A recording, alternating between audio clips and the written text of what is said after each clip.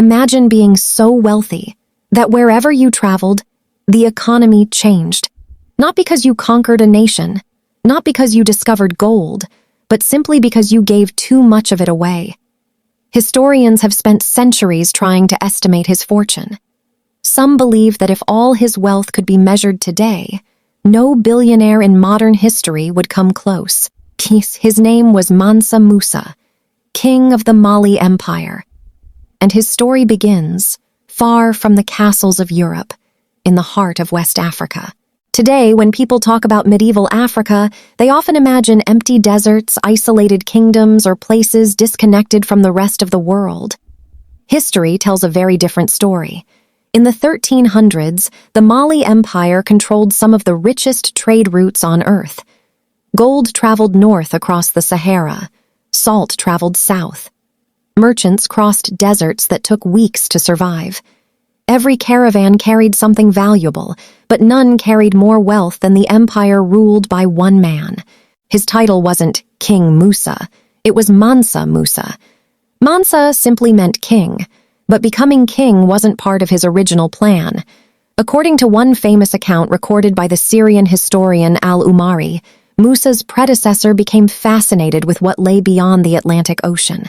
He reportedly equipped an enormous fleet of ships to explore the ocean.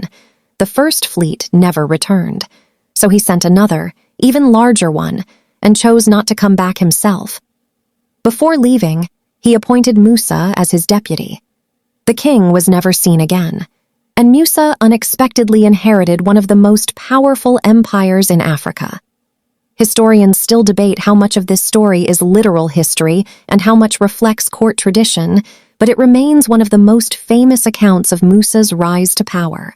Musa inherited more than land. He inherited gold. Lots of it. The Mali Empire controlled some of the world's most productive gold fields, especially in regions such as Bambouk and Bouré. Medieval sources suggest Mali supplied a large share of the gold reaching Europe and the Middle East, though exact percentages are uncertain. Kings before Musa had grown wealthy. Musa would become legendary, but he wasn't trying to become famous, at least not yet. In 1324, Mansa Musa left Mali. His destination was Mecca. Like millions of Muslims before and after him, he was making the Hajj, the pilgrimage that every Muslim who is physically and financially able is expected to make at least once in their lifetime. But unlike almost everyone else, Musa wasn't traveling alone. Contemporary chroniclers described a caravan so enormous that people struggled to count it. Medieval writers gave different numbers, and we can't verify every detail today. But they all agreed on one thing. It was extraordinary. Soldiers, officials, servants, scholars, merchants, camels loaded with supplies, and according to several accounts, camels carrying gold. Crossing the Sahara wasn't simply difficult, it was dangerous. Days of scorching heat, nights cold enough to bite, sandstorms that could erase a trail in minutes. Every stop depended on finding water. Every mistake could become your last. Yet the caravan kept moving, north toward Cairo. Then Cairo saw something it had never seen before, a king whose generosity seemed to have no limit. Musa handed out gold to the poor. He rewarded officials. He bought gifts. He spent freely. To those watching, it looked like endless wealth. But history has a habit of reminding us that even generosity has consequences. What happened next turned one generous pilgrimage into one of the most famous economic stories in history. Cairo had never seen anything like Mansa Musa. Everywhere he went, he gave away gold, to the poor, to officials, to scholars, to anyone he felt deserved a gift. Which sounds lovely until you remember how money works.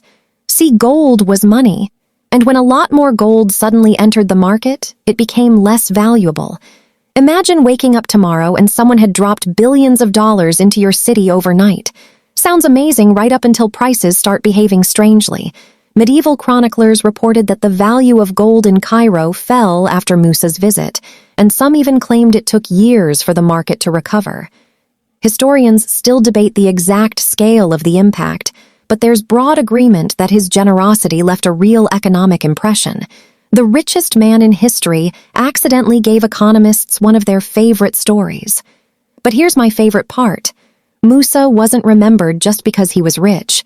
When he returned home, he invested in learning. He supported the construction of mosques. He encouraged scholarship.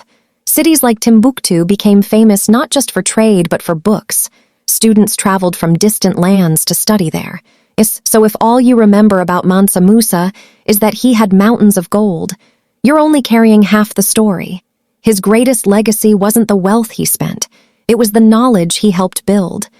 Funny, isn't it? Gold made the world notice him, but learning is what helped the world remember him.